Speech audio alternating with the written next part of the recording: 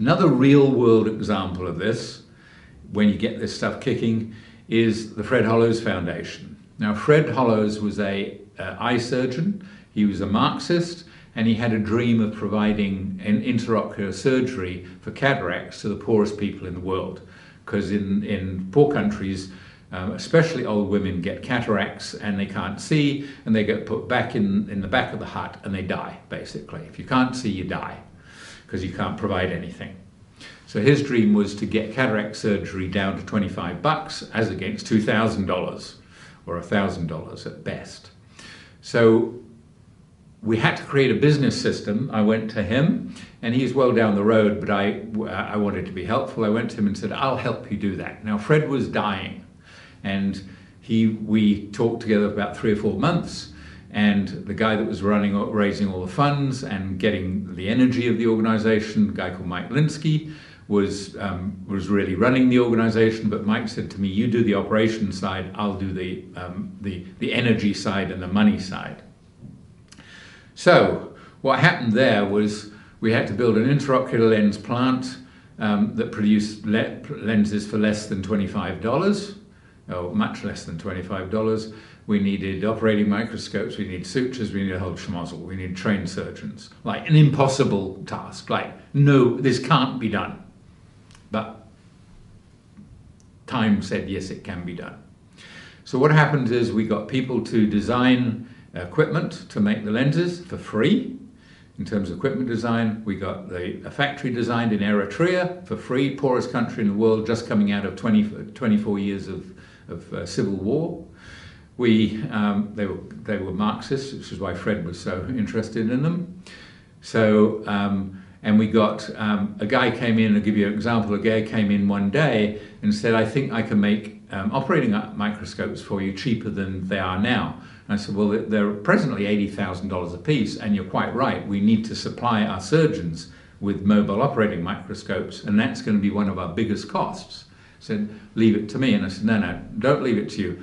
Go speak to the surgeons and get the surgeons to specify the microscope. So he went to the surgeons. Surgeons sat down and they went through the criteria that they wanted. He came back and says, I understand now what the surgeons want, and I can do this. And I didn't know him from a hole in the ground, but I could feel the energy and the capability of this person. I said, okay, there's only one condition, and I'll commit to you now that we'll buy your microscopes if you can make them a lot cheaper, but you need to go back to the surgeons and make sure you've got their specs right, so that you really know what you're talking about. So please go back and make sure. So that's cool. Off he went and he did it. He then disappeared. Never heard of him. 3 months later, big box arrives in our office in the Prince of Wales Hospital. Don't know what it is. So we open it up, lo and behold, there's an operating microscope in it. And it looks pretty bloody slick, but who knows, because I wouldn't have a clue. So I call up one of the surgeons who's operating from that hospital, and I say, can you come down and check this microscope out? So after he's finished his surgery that day, he comes down, checks the microscope out, and he says, it looks perfect to me. It worked really well. So I said, well, can you use it tomorrow? And he looks at me as though I was mad. And I said, no, use it tomorrow, because that's what we need to know. He said, okay. So he got some guys to take it up into the operating theatres, cleaned it all down, made sure it was okay. And he used it the next day in his surgery, and the damn thing was perfect, okay? So I phone up the guy in South Australia and say, well, we've tested it, surgeons are really pleased with it, it's just exactly what they want, a couple little tweaks here and there, but it's perfect. How much? $14,000 instead of $80,000. We actually got the plant up and running in Eritrea, and we were producing lenses that cost in the developed world somewhere between $150 to $200 each. We got them down to $1.80. We could manufacture these things for $1.80. We got free anesthetics, we got our sutures down, we got the operation down below $25. The surgeons had developed, quite extraordinary, they developed a standard operating procedure to teach surgery to ophthalmic nurses. There's a lot of ophthalmic nurses in the world, not many surgeons. And they could teach, in 3 days, they could teach an ophthalmic nurse how to do surgery. And these nurses got better at surgery than the surgeons themselves, because they did so much work. They were hands-on, day in, day out doing work. So their complication rate was actually lower than the complication rate in Australia there, because they were doing it every day. They were immersed in it. So here, if I think what it would take in a corporation to do that, we built an intraocular lens factory in Eritrea, we created our own microscopes, we trained hundreds of surgeons, and then we built another intraocular lens plant in Nepal. And we did it with about 1.5, maximum 2 fully paid people. Everybody else just was giving their time, right? So if we go back into the triad, exactly the same stuff. Terrific common purpose there. And in this case, it was genuine, it was social purpose. It wasn't making money or anything like that. There was engagement in that purpose, and there was power to act. And the purpose was the sustained trust was that we all trusted each other. We were all very, very professional in what we did. So you knew when we talked through enough about what you wanted, settled on what was going to be done, you knew it was going to get done, and it was going to get done to the best standards there. So the triad again worked. And if you take percentage efficiencies against the Lindsay model, this will be 500, 1,000, 2,000% efficiency as against how a corporate would have done this. They'd have had bloody 20 or 30 people working on this project. We had like 1.5, 2 people working on the project.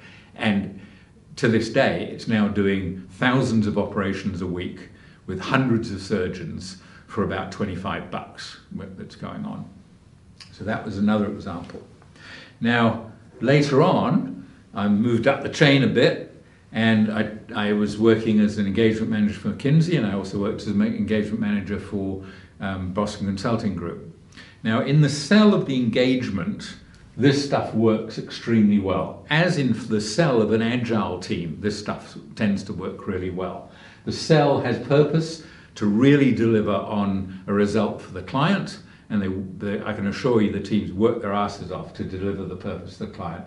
They're engaged in that purpose because the problems are also really complex. So the work itself has a dynamic to it in terms of purpose. Power to act with McKinsey, basically nobody asks you anything about your costs. They say if you want to go anywhere, speak to anywhere, buy whatever you need in terms of documentation, or go get specialist help, you just go do it. Because you have to crack the problem. The problem is really hard. You have to crack the problem in here.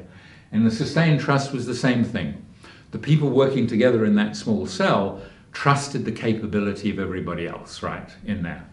Now, the problem with those models that I've just talked about is they meet this stuff really well. The first one didn't meet their stuff very well in terms of making these glands, they're called. The other 3 did this really well and said, wow, this works extraordinarily well. But they were small, they're cellular, they're not scalable, and they're not described in enough language to be teachable. So what I've spent bloody 60 years thinking about how do you get this to happen at scale?